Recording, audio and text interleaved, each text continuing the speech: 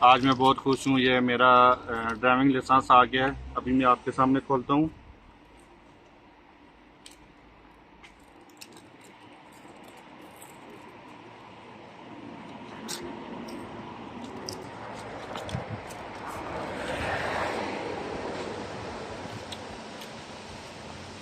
یہ دیکھیں، یہ میرا ڈرائیونگ لائسنس بن کے آ گیا رومانیہ کا۔